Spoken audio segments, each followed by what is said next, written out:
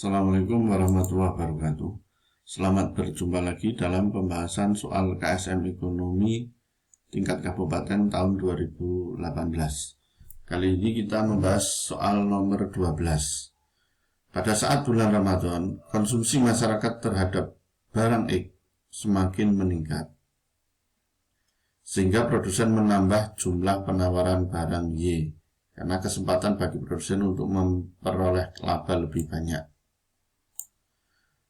Kondisi tersebut diikuti oleh produsen barang Y yang juga menambah jumlah barang yang dijual. Pernyataan yang tepat untuk situasi tersebut adalah, dalam ekonomi, untuk menggambarkan hubungan antara barang X dan Y yang sifatnya elastisitas itu dinamakan elastisitas silang. Jadi elastisitas silang merupakan jenis elastisitas yang menunjukkan hubungan antara jumlah barang yang diminta, barang X, terhadap harga barang lain atau barang Y di sini yang terkait dengan barang tersebut. Hubungan antara barang dibagi menjadi dua. Yang pertama adalah substitusi atau menggantikan, saling menggantikan. Yang kedua komplementer, saling melengkapi. Contoh barang substitusi misalkan ketika harga daging sapi naik, maka jumlah permintaan barang untuk daging ayam justru mengalami kenaikan, sehingga sifat hubungan barang substitusi ini bersifat positif. Substitusi positif. Contoh tadi, ketika harga daging sapi naik, justru permintaan terhadap daging ayam naik. Kenapa? Karena orang beralih ke daging ayam. Tetapi hukum ekonomi itu akan berlaku jika ceteris paribus. Artinya faktor yang lain tetap. Di sini hanya faktor harga saja yang berpengaruh. Tidak ada faktor yang lain. Kemudian hubungan yang sifatnya komplementer itu sifatnya negatif. Artinya contoh misalkan ketika harga BBM naik misalkan, maka jumlah permintaan terhadap kendaraan mestinya turun. Karena orang berpikir mahal untuk membeli BBM sehingga permintaan terhadap kendaraan turun. Nah, ini juga akan berlaku kalau faktor yang lain tetap atau ceteris paribus. Cuman dalam soal nomor 12 ini tidak ceteris paribus. Kenapa tidak ceteris paribus? Karena di sini ketika bulan Ramadan itu sangat dipengaruhi oleh perubahan konsumsi masyarakat. Nah, konsumsi masyarakat berubah. Sehingga hukum ekonomi ini, elastisitas silang ini tidak berlaku karena ada perubahan konsumsi masyarakat. Perubahan konsumsi masyarakat dari yang biasanya hari-hari normal itu, kemudian menjelang bulan Ramadan itu masyarakat kan cenderung akan membeli barang lebih banyak daripada hari-hari biasa. Dan mereka juga akan menggunakan tabungan yang selama ini disimpan, itu akan digunakan untuk membeli barang-barang kebutuhan sehari-hari. Sehingga di soal nomor 12 ini, maka kita menggunakan logika berpikir ekonomi, di mana teori ini tidak berlaku karena ada faktor yang lain yang berubah, yaitu pola konsumsi masyarakat. Konsumsi masyarakat terhadap barang X semakin meningkat, maka ini akan diikuti oleh penawaran barang X oleh produsen juga akan ditambah, karena kesempatan bagi produsen untuk memperoleh laba. Kondisi tersebut diikuti oleh produsen barang Y yang menambah jumlah barang yang dijual. ya barang Y juga akan menambah. Ini contoh misalkan ya dalam menjelang hari raya Idul Fitri itu kan permintaan terhadap misalkan roti atau kue, ya kue kering atau roti misalkan, itu kan mengalami peningkatan. Saya gambarkan di sini adalah permintaan terhadap kue atau roti menjelang Ramadan, sehingga produsen roti mesti akan menambah jumlah penawaran untuk roti ini barang X. Kondisi tersebut diikuti oleh produsen barang Y. Barang Y di sini yang melengkapi untuk roti misalkan tempat atau boleh dikatakan toples untuk roti tersebut juga mesti akan mengalami peningkatan. Produsen toples atau wadah atau tempat untuk roti itu juga akan mengalami peningkatan, sehingga roti dan tempat untuk roti atau toples tadi itu kan sifatnya saling melengkapi. Karena saling melengkapi, maka barang tersebut adalah barang komplementer. Barang X dan barang Y merupakan barang komplementer yang saling mempengaruhi, sehingga jawabannya adalah C.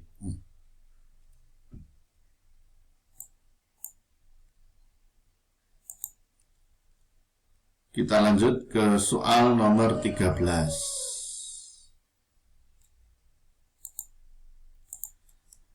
Ini mencari elastisitas silang. Ya, mencari elastisitas permintaan.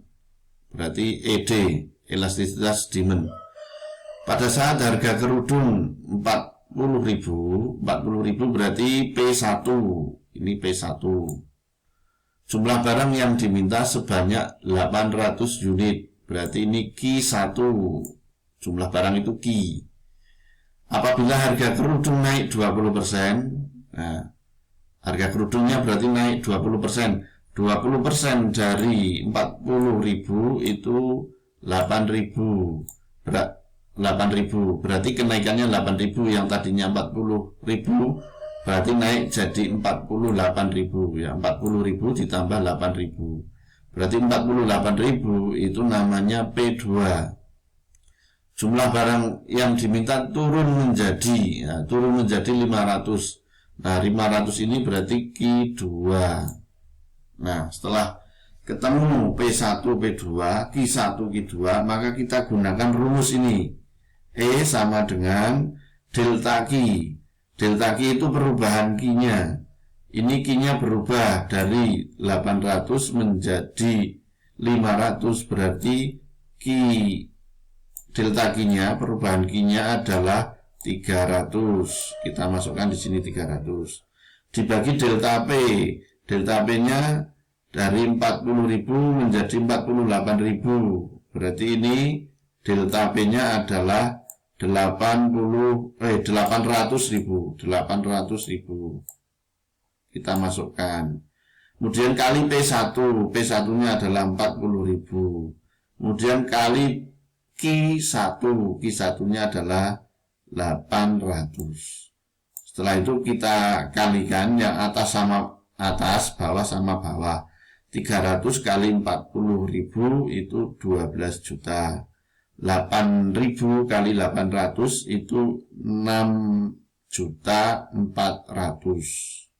6.400.000. 12 juta dibagi 6.400.000 hasilnya adalah 1,87. Berarti elastis. Kenapa elastis? Karena E lebih besar dari 1. Ya, karena lebih besar dari 1.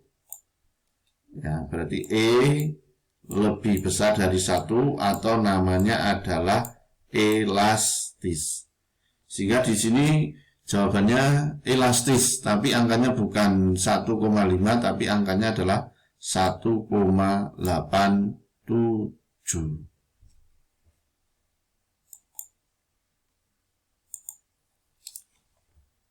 Kita lanjut ke soal nomor 14. fenomena korupsi yang tinggi merupakan permasalahan yang banyak dihadapi oleh negara berkembang, termasuk Indonesia. Berikut ini yang bukan merupakan dampak korupsi bagi perekonomian. Ya. Jadi dampak korupsi itu banyak, baik bisa berdampak pada ekonomi, berdampak pada sosial, berdampak pada pemerintahan dan sebagainya di segala bidang. Tapi di sini yang ditanya adalah yang bukan merupakan dampak korupsi bagi ekonomi atau perekonomian. Ya. Terlebih sebelumnya kita bahas dulu dampak korupsi bagi ekonomi. Ini penurunan produktivitas akan turun. Ya. Lesunya pertumbuhan ekonomi dan investasi, ya, karena banyak dana yang dikorupsi sehingga pertumbuhan jadi turun, investasi sudah jadi lusuh. Rendahnya kualitas barang dan jasa untuk masyarakat, ya, karena barangnya sudah dikorupsi sehingga kualitasnya akan turun. Menurunnya pendapatan dari sektor pajak, ya, karena banyak perusahaan yang tidak lagi produktif atau masyarakat tidak lagi produktif karena banyak yang sudah dikorup sehingga pajaknya juga akan turun. Meningkatnya hutang negara, ya, karena untuk ini karena habis tersedot untuk korupsi sehingga hutang negaranya bertambah. Sehingga di sini yang bukan merupakan dampak korupsi bagi ekonomi adalah jawabannya adalah D, kepercayaan masyarakat terhadap pemerintah rendah. Ini dampak korupsi juga, tapi bukan pada ekonomi, ini pada lebih kepada pemerintahan, ya. Kita lanjut ke soal nomor berikutnya. Ini membuat kesimpulan. Berdasarkan kondisi tersebut, kesimpulannya adalah, ya, karena panen raya maka penawaran beras meningkat tajam. Ya, karena panen berarti barangnya banyak, penawaran dari produsen otomatis bertambah. Sedangkan permintaan stabil. Menjelang Lebaran, permintaan terigu meningkat 2 kali lipat. Karena permintaan terigu meningkat, otomatis penawaran terigu di sini penawaran terigunya terbatas. Otomatis ini harganya akan naik di sini. Karena hujan terus-menerus, banyak tanaman kedelai mengalami puso sehingga terjadi penawaran yang merosot tajam. Berarti ini banyak yang gagal panen sehingga penawaran jumlah barang yang ditawarkan turun. Padahal permintaan kedelai mengalami kenaikan sehingga di sini boleh dikatakan harganya naik, ya, karena barangnya langka. Setelah Lebaran, permintaan terhadap daging ayam dan sapi menurun tajam. Sedangkan pedagang mendatangkan ayam dan sapi dari pedesaan secara besar-besaran. Ini berarti ini harga akan turun, ya, ini harga turun. Jadi boleh disimpulkan yang karena panen raya maka penawaran beras meningkat tajam. Berarti ini harga akan turun, ya, harga ini turun ya. Yang kedua, penawaran menjelang Lebaran permintaan terigu meningkat, tetapi penawaran terigu terbatas. Ini harga akan naik, berarti di sini plus. Kemudian karena hujan terus-menerus, banyak tanaman kedelai mengalami puso sehingga terjadi penawaran merosot tajam. Padahal jumlah permintaan kedelai mengalami kenaikan. Berarti ini harga akan naik karena barangnya langka, permintaannya justru bertambah. Yang keempat, setelah Lebaran permintaan terhadap daging turun, sedangkan penawarannya untuk sapi, daging sapi dan ayam pedesaan secara besar-besaran. Ya, mendatangkan, berarti ini harga akan turun. Dari ini bisa disimpulkan kalau harga terigu dan beras naik 2 kali lipat. Terigu ini menjelang puso ini naik, tapi berasnya tidak naik. Yang jelas adalah ini jawabannya harga beras turun karena panen raya ini. Karena panen raya ini turun, betul. Harga kambing sapi juga turun. Ini juga turun. Kenapa? Karena sudah lewat masa lebarannya, permintaannya turun. sehingga harganya turun. Ini jawabannya adalah